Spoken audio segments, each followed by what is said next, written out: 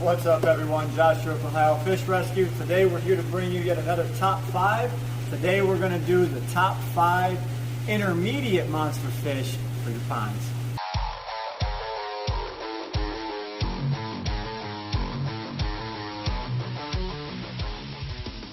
Alright, so first up on the chopping block, we're going to start off right out the gates with the peacock bass. So follow me around here, and we're going to go over to our bass tank. So I mentioned that this is the top 5 intermediate, and I'm only doing purely monster fish. Now something was brought up in the last video that, you know, this should be for experienced keepers. You know, someone who's just starting out fish keeping, you shouldn't be getting into monster fish. You know, start off with some goldfish or guppies, you know, smaller fish that you can manage. Monster fish are for people, you know, with a little bit more experience. And then, you know, coming into monster fish, you've got levels of expertise. And I'm just doing this as, you know, a way to have fun and, you know, to get inside my brain of what I consider a hard fish to keep or an easy fish to keep. So, like I said, number 1 is the peacock bass. Now, there's many different species of peacock bass. Like this one right here is a Panama peacock bass, joined right down there by his brother. Now these get a nice golden sheen on the underneath, and then they've got blue fitments on top. Now if you look back there, we've got the azul. You can see he's got stripes and he's got a much more turquoise and bluish color to him. Now if you come over here, this is a mono peacock bass. You can see he's got much more of a vibrant, like a lime green, and then he's got the red and orange on his belly and bottom fins. Now there's another kind in here, which is a gold kelberry. He's actually hiding back in the rocks. Can't really see him, but he gets a super golden yellow sheen to him. That's why he's called a 24 karat gold kelberry. Now the reason I put these guys on my top 5 intermediate fish, okay, these guys are lightning quick. They can get rather large, which I'll take you in there and show you one of my biggest peacock bass I have. But like I said, they get rather large, they're lightning fast, and they are an ambush predator. So if you have something in your tank that it wants to eat and it can fit in its mouth, it's likely gone. So, you know, if we had peacock bass in that pool, a lot of those, you know, African cichlids would be dinner. So that's why I have them strictly in this tank thing here. Now when I feed them, they come into somewhat of a feeding frenzy. Like I can just put my hand in there and you see they hear that noise and they're like, food? But then you can also look at this guy here. You can see this hump on his head. That is actually a sign that he's trying to breed. So, you know, that hump will come and go. Most of the time they look more like this guy here, but certain times if your tank's, you know, pristine, clean water and you got exactly what this fish wants, he's going to start getting that hump on his head, and you know it's time he wants to breed. So let's go check out the big peacock bass. Alright, so we're in the fish room now. Over here in this 3000 is my 30-inch Planiceps peacock bass. You can see my hand right next to him. I will actually put it down in the water. They think they're getting fed. You might swallow my hand. You can see it. Alright, now my hand's in there. I've got nothing to worry about. It's only when I first enter the tank do you have to worry because they think it's food. But look at that guy. He's probably about, I'd say 15 pounds, maybe 20. I don't know. He's definitely a big, beefy boy. And this is actually the largest species of peacock bass on the planet. These guys can get upwards of 40 inches long and about over a foot tall. Right now, I'd say he's probably 9 inches tall, maybe 10 with the fin. But he's, you know, 4 or 5 inches thick and close to 30 inches long. This is a big peacock bass. Now, bass have basically a hinge jaw, so it opens up and it expands. So he can pretty much eat probably a 12-inch fish, a 15-inch fish. So if you had him in any of my other tanks here, like I'd be worried over here in this 4000 for these tinfoil barbs that are, you know, 10, 11 inches long. This clown knife here would most likely be dinner. That tarpon could be dinner. So these guys are just a ferocious predator, and that's why they deserve to be on my top 5 intermediate monster fish. All right, so number 2 on my top 5, I'm gonna have to go with the Indian Shovelnose, also known as the Dorado Aor. I've got a smaller 18-inch guy right here. Now, he might not look like nothing, but these are a apex predator for any sort of fish pond. These guys got a nasty attitude in them, and you can usually only have one per tank because they're going to get in there and they're going to want to be alpha of that tank. So you can see this guy's in here. I always try and have 2 of each of my fish. I've got a large Dorado out there in the monster pond, and I don't think I'm going to be able to house these guys together. So if you want to come out here, I'll show you the Dorado in the pond. But these guys are, I said, they want to be alphas, and they are me. So this Dorado out here, which is actually right here on the hill, he's climbing up. He's just over 3 foot long. There you go, you can see him, he's right there. So he's just over 3 foot long. Sorry about the lighting out here. It's starting to get a little bit dark out. As you know, I work, so I come home from work and it's starting to get dark out. But these guys here, he will pretty much pick fights with any of the other alpha catfish that try taking over in this pond. And he'll give them a run for their money. You can actually see this Asian carp over here. He's got that nick on his head. That's from the Dorado chasing him, and he nicked himself on a rock. So these guys are, you know, just big, mean predators. And they actually got a shovel nose mouth, and it actually comes to more of a point than the tiger shovel nose, so they can actually do like precise damage. So if they go and bite someone on their side, it's not a big red tail mouth coming up and hitting them. It's more like targeted, and they can actually rip skin open, and they can actually do a lot of damage. So these guys are fun to keep, but they're a little bit more intermediate because you've got a lot of aggression to try and mediate and see who he can go in with. They might not like certain fish. You might have to take them back out. So this is for the intermediate folks. All right, coming in at number 3, we're gonna have to go with the tarpon. So in this tank here, we've got the Atlantic tarpon. Now there's actually 2 species of tarpon. There's the Indo-Pacific and the Atlantic. The Atlantic get much larger. Those are the ones you see on videos. You know, they're jumping up out of the ocean, grabbing birds. Or, you know, someone might be fishing off the docks in Florida and they might have some bait in their hand and they pretty much noodle a tarpon. You see them pull this big giant fish up out of the water. That's normally tarpon. So these are, yes, they're supposed to be a saltwater fish, but they can live in fresh water. This one was raised in fresh water. It was a rescue, so he's going to stay in fresh water. But if you take a fish from saltwater to freshwater to saltwater, you don't give them their, you know, proper environment. Like if they're raised in freshwater, you keep them in freshwater. Raised in salt, you keep them in salt. But if you raise them in salt and then you convert them to fresh, yes, it's doable, but it actually takes years off of the fish's life expectancy. So you always want to keep that in mind. And there are some fish that, you know, might start out fresh and then they convert to brackish because they swim up the rivers and they go out towards the ocean. So some puffers are like that. But back to this tarpon. So this guy is the larger of the 2 species. He's actually right here. He can get upwards of 8 foot long. I don't think he'll get that large in here. I'm thinking maybe about 5 foot. He's going to eventually make it out to the monster pond. But these guys are super awesome, but they are kind of a little bit harder to care for. You can see they need lots of room. They need lots of aeration. If you have poor dissolved oxygen in your water, tarpons are going to do well for you. Now if you come over here, you can see we have the other species of tarpon. This is a Indo-Pacific tarpon.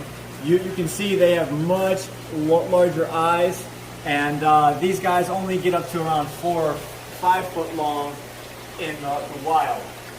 Now another thing with these guys is they tend to get sick really easily. So if he's getting picked on, like you can see he was there for a while. We fixed the problem, but he got cloudy eye as a result from being picked on. These guys stress super easy, so that means more stress. They can die easier than normal fish too.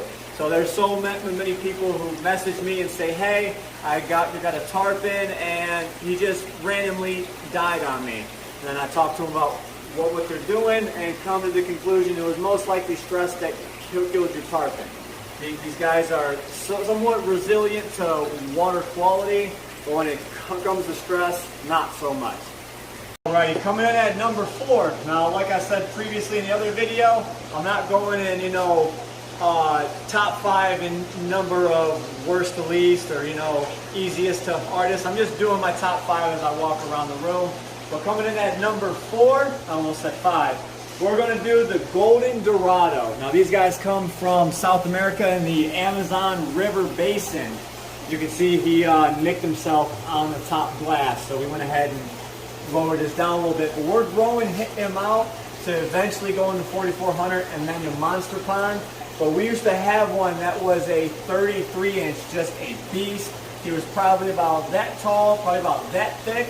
And these guys are definitely a force to be reckoned with in an aquarium, in the wild.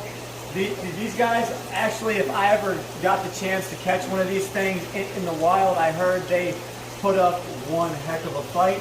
So that might be, on the trip down to South America. But these guys are super strong swimmers. They're used to navigating the waters of the Amazon, and they are one of the apex predators in the Amazon River Basin. These guys can get it about 3 foot long, and they get this super gold sheen to them. But you know what? I said they are predators, so that means they get an attitude. So this guy here I actually had to separate because he was beating up on fish already. He's only probably 8 inches long right now, and he's already being a butthead. So before I can put him into, I want to put him into that 1,000-gallon right over there. But before I can do that, I've got to get him a little bit bigger. If you come over here, I have another distant cousin to the Dorado. This is a Brycon dentex. He's in the Dorado family. Also comes from South America, but he's pretty much maxed out on size. They'll only get about 1 foot long, but he is a grade A butthead as well. So I've got to make sure that Dorado is big enough to withstand fighting with this guy, because I know as soon as you put him in there, they're going to fight for a few days, and then they're going to establish who has dominance, and most likely the golden Dorado is going to take over. So like I said, we had our large guy, 33 inches. He lived in that 4,400 for years and years and years. He eventually died of old age, but he would randomly go on just killing sprees for no apparent reason. He'd just say, I don't like that fish. And he would start beating up on him, and if you let it go too long, your fish would end up dying. So that's why I put the golden Dorado on the top 5 intermediate monster fish. Alright, so before we get back to number 5 on the countdown, I just want to introduce a new fish here. This is Thanos, and he is a flower horn. Look at the size of that thing on his head. Now I know what some of you are thinking. I know what that's called, and it's spelled K-O-K, so some of you guys might get the wrong impression or have a dirty mind, but around here we pronounce it Coke. So he's got a big, massive coat, and he's got awesome purling. So I don't know if you can see him head on. The purling across it, it's just phenomenal. The coloring on him is phenomenal. And he's actually a semi-short body flower horn. So he was actually brought into us last week, and we're actually going to keep him on the display here so everyone can enjoy him. So that's our boy Thanos. But getting back to the top 5, let's go check it out. Alright, so number 5, I'm a catfish lover, so by rights it should be a catfish, right? You guessed right. Alright, so over here we have the Jow catfish. This guy right here He might not look like much, but he is one of the most fierce catfish for a monster pond. So these guys are from the Amazon River Basin, and these guys can get over 6 foot long. I want to say 8 foot, but don't quote me on that. I know that they get massive. I know that they have one at the Shed Aquarium, and he's over 5 foot long. It is 8 foot, 8 foot. And they have one at the Shed Aquarium, he's over 5 foot, and just the sheer power that this thing has from just popping the top of the water is actually more frightening than the arapaima that was, 6 foot long there. So these guys here are actually on the list of known man-eaters. So there's only select few catfish on this planet that can get large enough that are considered a man-eater. Yes, you heard that right. They eat humans.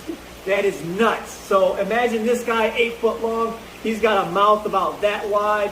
And there's been reports you're down in the Amazon and people end up getting sucked under, and they've actually found human remains in the bellies of these catfish. So just for that reason there, they deserve to be on my top 5 intermediate monster fish. But I also put them on there because they take a little bit more skill to actually keep.